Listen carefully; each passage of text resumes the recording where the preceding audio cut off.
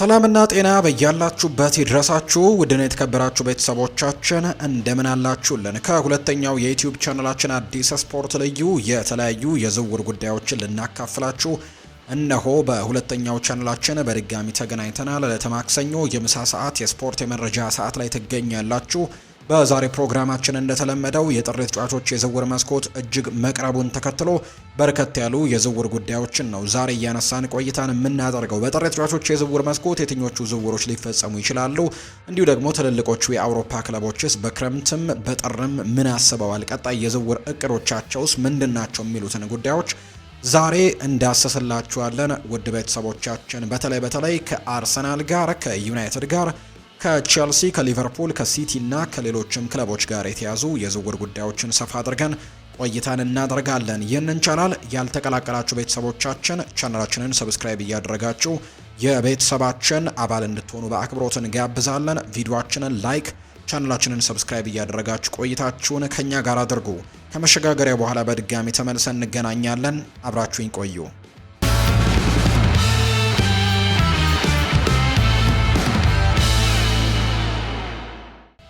ወደ ቀዳሚው ጉዳያችን እናምራም። ቸልሲ ከፍተኛ ግምት የሚሰጠውን የሪቨር ፕሌት ወጣት አጥቂ ኢያን ስዌንቤሪን ለማስፈረም በሚደረገው ጥረት ቀዳሚ ክለብ መሆኑ መምጣቱን ነው መረጃዎች የሚያሳዩት።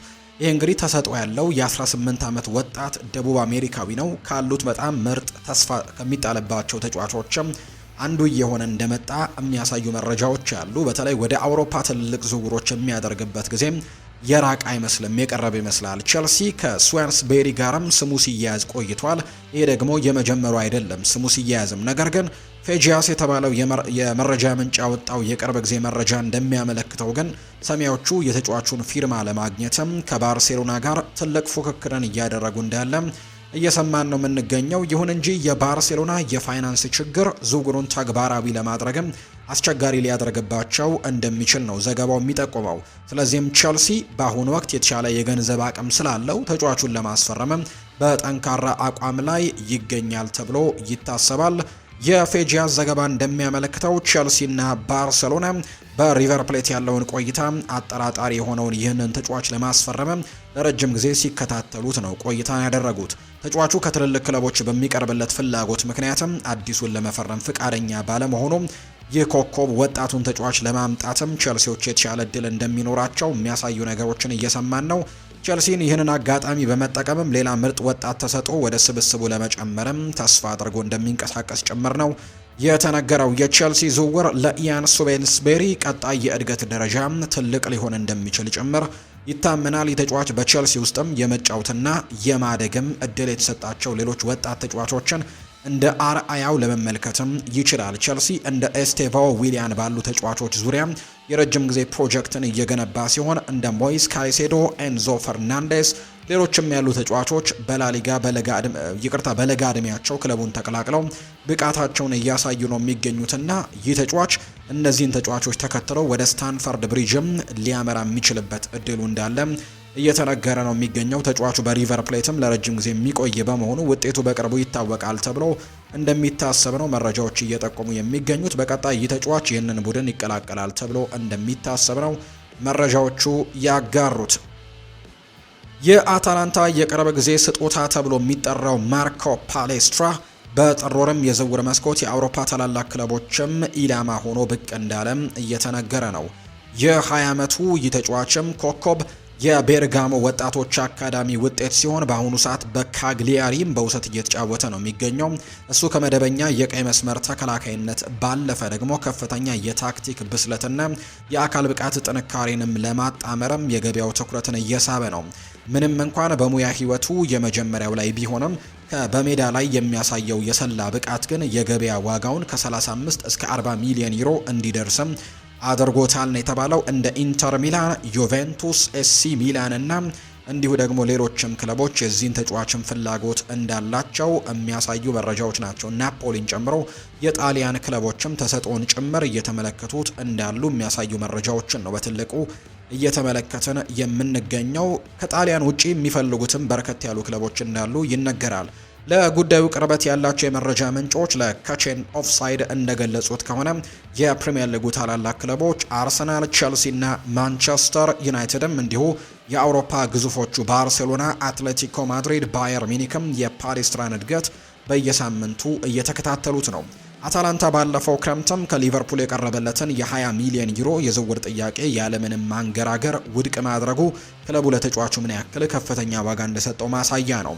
አታላንታ በጠንካራ የፋይናንስ መሰረት ላይ ያለ ክለብ በመሆኑ ተጫዋቹን ለመሸጥ ምንም አይነት ጫና የለበትም። ይህንን ሁኔታ ደግሞ በድርድር ጠረጴዛው ላይ ሙሉ የበላይነት እንዲኖራቸው ያደርጋል ተብሎ ነው የሚገመተው። ይሁን እንጂ የጥር ተጫዋቾች የዝውውር መስኮት እየተቃረበ ሲመጣ ግን ክለቦቹ ክፍያውን ለመፈጸም በገንዘብ ብቻ ሳይሆን በሌሎች መንገዶችም እያሰቡ ነው። ለምሳሌ የገንዘብ ክፍተቱን ለመሙላት ተጫዋቾችን የመለዋወጥ ወይም ስዋፕ የማድረግ፣ ተጫዋቾቹን ለሌላ ክለብ ሲሸጥም ድርሻን የማግኘት ወይም ሴል ኦን ክሎዝ የምንለውንም ስምምነቶችን እንደ መፍትሄ ሊጠቀሙበት እንደሚችሉ የሚያሳዩ ነገሮችን ነው የተመለከት ነው።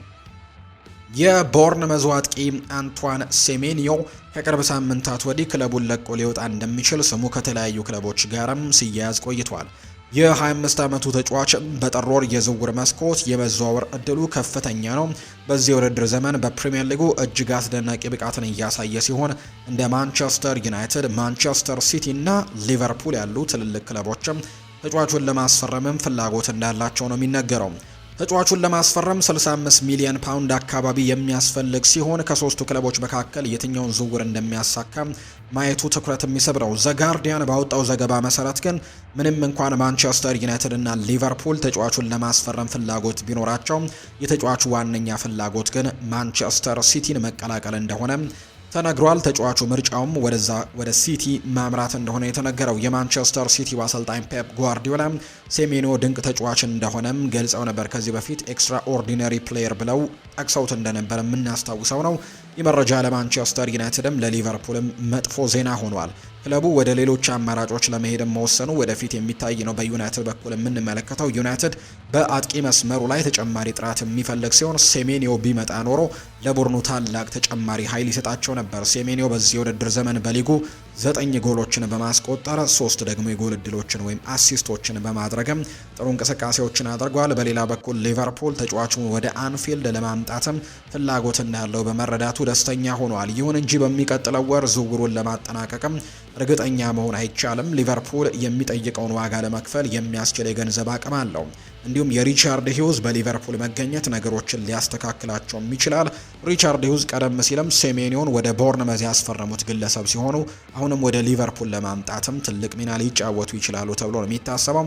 ሊቨርፑል በክንፍ መስመሩ ላይ ተጨማሪ ጥራት የሚፈልግ ሲሆን ይህንን የጋና ብሔራዊ ቡድን ተጫዋችም በግራ ክንፍ ላይ ያለውን ክፍተት ሊሞላ ይችላል። ሊቨርፑል ሉዊስ ዲያዝን ከለቀቀ በኋላ የነበረውን ፍጥነትና ፈጣን የማጥቃት እንቅስቃሴንም ናፍቆታል።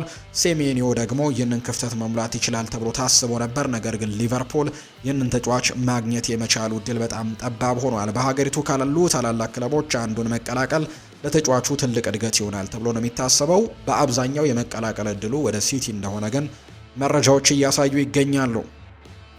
የሊሉ ክለብ አማካይ ክፍል እንቁ የሆነው አዩብ ቡአዲ የ2025 ዓመት ማብቂያ ላይ በዝውውር ገበያው እጅግ መነጋገሪያ ተጫዋችም ሆኗል።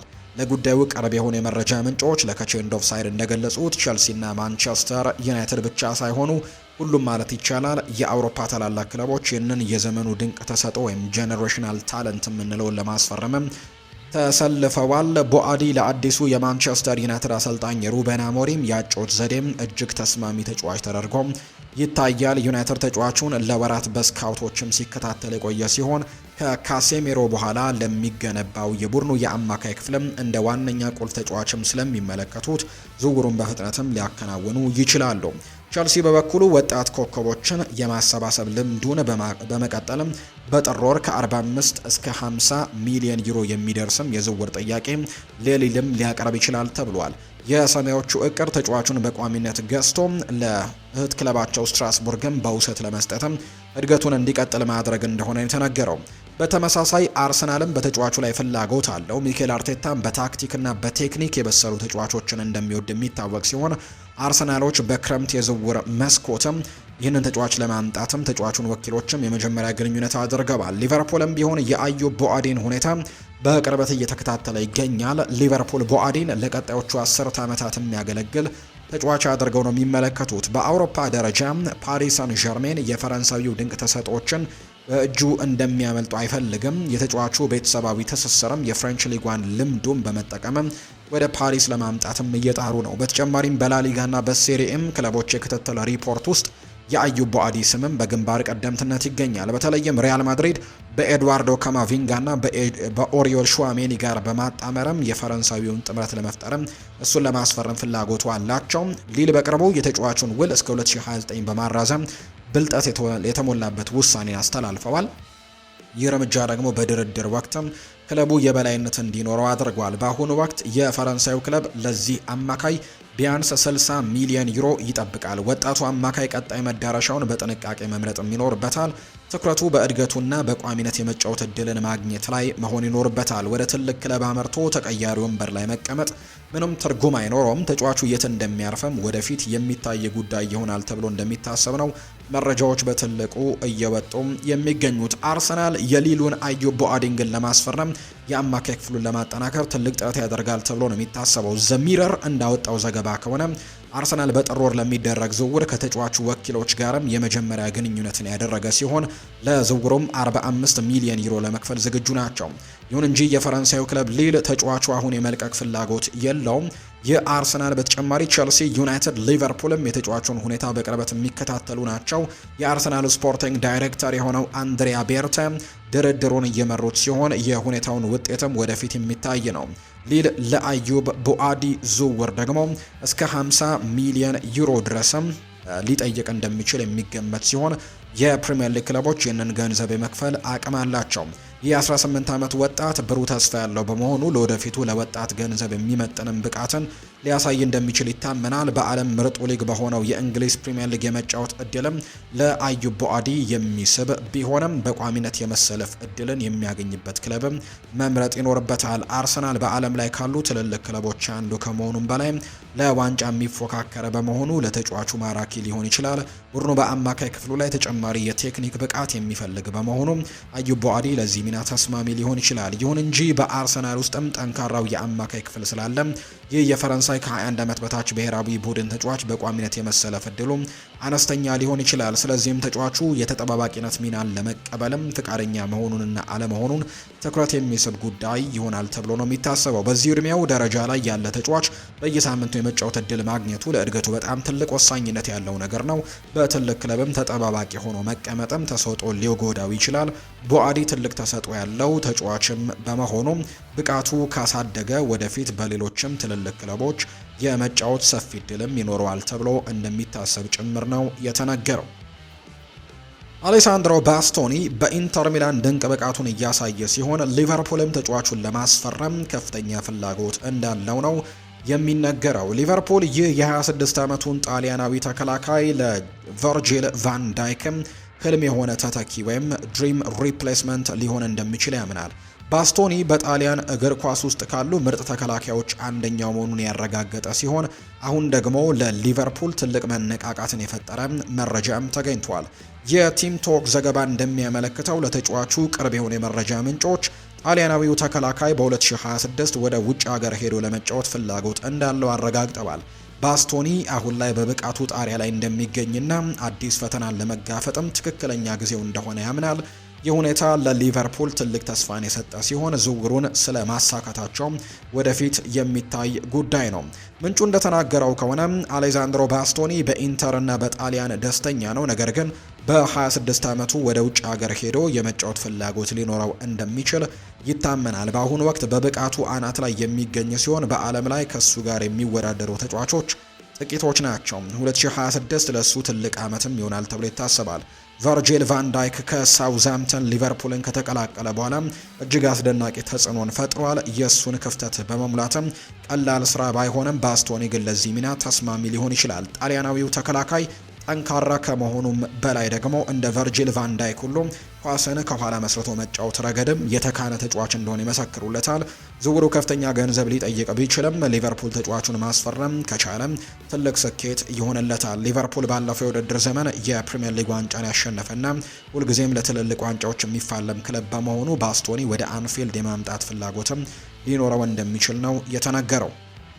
ሊቨርፑሎች የአትሌቲክ ቤልባኦንም አጥቂ የሆነውን ኒኮ ዊሊያምስንም በሚቀጥሉት ወራት ለማስፈረምም ከፍተኛ ፍላጎት እያሳዩ ነው። ተጫዋቹ በቅርቡ ከስፔኑ ክለብ ጋር አዲስ ውል የፈረመ ሲሆን በውሉ ላይም የ100 ሚሊዮን ዩሮ የውል ማፍረሻ ወይም ሪሊስ ክሎዝም ተቀምጧል። ፉትቦል ትራንስፈር እንደዘገበው ሊቨርፑል ተጫዋቹን የግሉ ለማድረግ ምንም አይነት ወጪ ለመክፈል ወደ ኋላ እንደማይል የተገለጸው። ይሁን እንጂ ይህ የስፔን ብሔራዊ ቡድን ተጫዋች በሊቨርፑል ፈንታ ሪያል ማድሪድን የመቀላቀል ጽኑ ፍላጎት አለው። ይህ መረጃ ለፕሪሚየር ሊግም ለሻምፒዮኑ ሊቨርፑልም ትልቅ መርዶ ነው። ሊቨርፑል ተጫዋቹ ምርጫውን ቀይሮ ወደ እንግሊዝ እንዲመጣ ማሳመን ይችል እንደሆነ ወደፊት የሚታይ ነው። ኒኮ ዊሊያምስ ጥራት ያለው ተጫዋች ቢሆንም በሊቨርፑል የአጥቂ መስመር ላይ ትልቅ ልዩነትን መፍጠር ይችላል። ክለቡ ተከላካዮችን ፊት ለፊት ተጋፍጦ ማለፍ የሚችል ብቁ የክፍ ተጫዋችን ይፈልጋል። ሉዊስ ዲያስ ክለቡን ለቆ ከወጣ በኋላ እንደ ኒኮ ዊሊያምስ ያለ ተጫዋችም በቡድን ውስጥ አልተገኘም። በተጨማሪም እንደ አርሰናል እና ቼልሲ ያሉ ክለቦችም ተጫዋቹን በቅርበት እየተከታተሉት ይገኛሉ።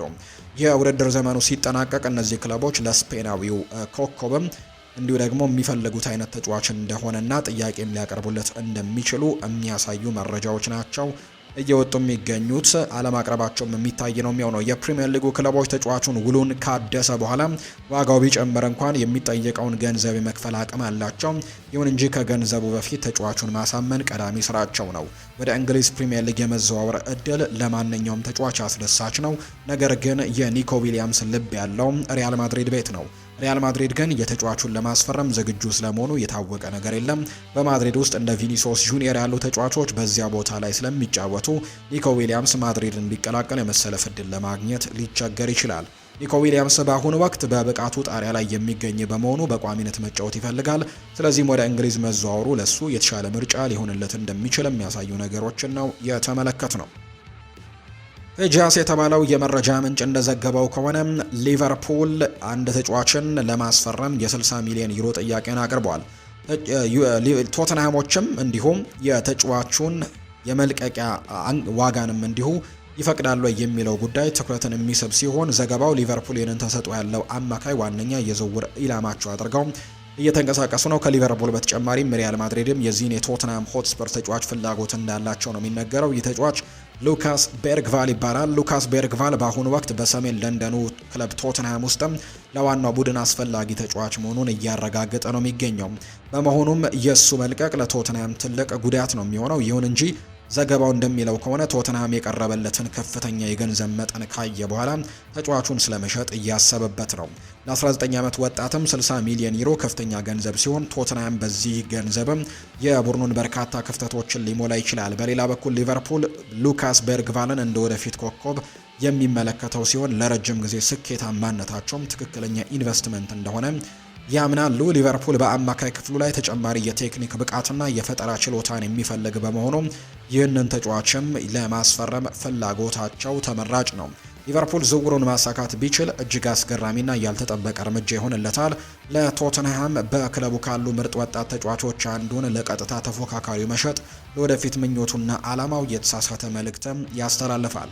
ዝውውሩ የሚሳካ ከሆነም የክለቡ ደጋፊዎችም በእርግጠኝነት ቅር ይላቸዋል። ቶተንሃም ለወደፊቱ ለትልልቅ ዋንጫዎችም የሚፎካከር ክለብን ከፈለገ ምርጥ ተጫዋቹን ለማቆየትም የሚችለውን ሁሉ ማድረግ ይኖርበታል። በሌላ በኩል ሊቨርፑል በአውሮፓ እግር ኳስ ውስጥ ያሉ ወጣት ታላላቅ ተሰጥኦዎችን ለማግኘት ጥረት በማድረግም መብት አለው።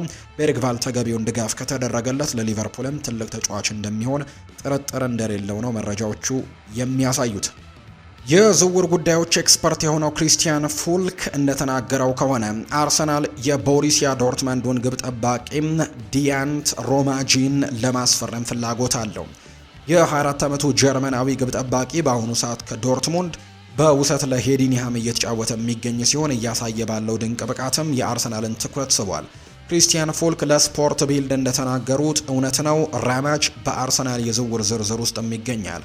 ሆኖም ግን አርሰናል በአሁኑ ሰዓት ግልጽ ቁጥር 1 ግብ ጠባቂው ዳቪድ ራያና ልምድ ያለው ተጠባባቂ ኬፓ አሪዛባላጋ ስላለው የራማጅ ዝውውርም ለወደፊት የታለመ እንደሆነ ጠቁመዋል። ወደ ፕሪሚየር ሊጉ ማምራት ለራማጅም ትልቅ የሙያ እድገት ቢሆንም የዚህ የእድሜ ክልል ላይ ያለ ተጫዋች በቋሚነት የመጫወት እድል ያስፈልገዋል።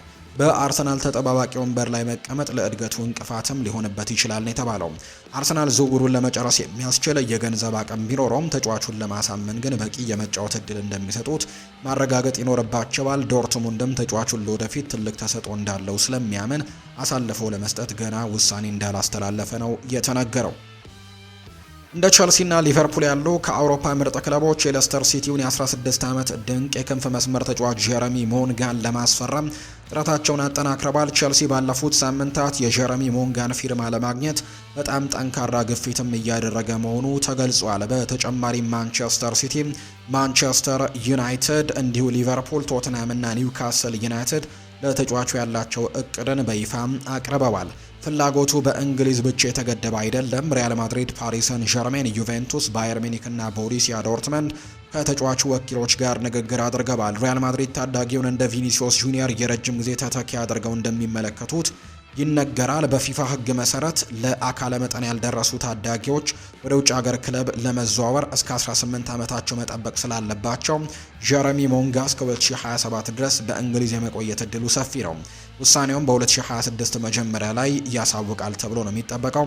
በጁላይ 2009 የተወለደው ሞንጋ ባለፈው የውድድር ዘመን በ15 ዓመቱ በፕሪሚየር ሊግ በመሰለፍም ከአርሰናሉ ኢታን ንዋኔሪ በመቀጠል በሊጉ ታሪክ ሁለተኛው ትንሹ ተጫዋች በመሆንም ስሙን በታሪክ መዝገብ ላይ አስፍሯል።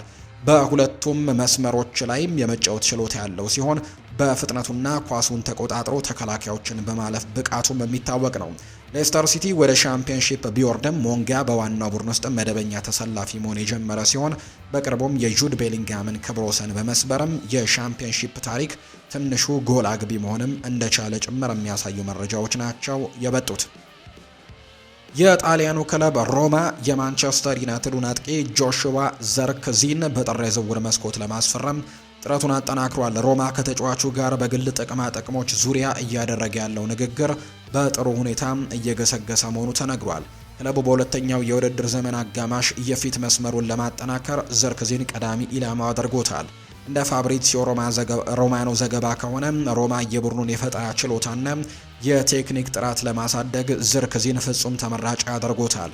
ሆላንዳዊው አጥቂ ከዚህ ቀደም በጣሊያን ሲሪኤ በነበረው ቆይታ ውጤታማ በመሆኑ አሁንም ከሊጉ የጨዋታ ስልት ጋር በቀላሉ እንደሚላመድ ይታመናል።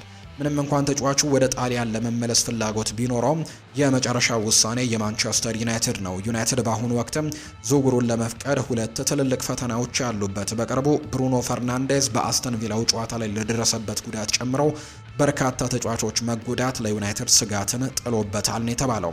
አንዳንድ ተጫዋቾች ደግሞ ለአፍሪካ ዋንጫ ወደ ብሔራዊ ቡድኖቻቸው ማምራታቸው የዩናይትድ ስብስብን አሳስቶታል። ዘርክዚ በኦልትራፎርድ አልፎ ተርፎ ጥሩ ብቃቱን ቢያሳይም በቋሚነት የሚሰጠው ሚና ግን በግልጽ አለመታወቁ ክለቡን እንዲለቅም መነሳሻ ሆኖታል። ሮማ ዝውውሩን በጥር መጀመሪያ ላይ ለማጠናቀቅ ቢፈልግም ነገር ግን ዩናይትድ ግን ተጫዋቹን ከመልቀቁ በፊት የተጎዱ ተጫዋቾችን ሁኔታና የተተኪ ተጫዋቾችን አማራጭም በጥንቃቄ እንደሚመዝን ጭምር ነው እየተነገረም የሚገኘው።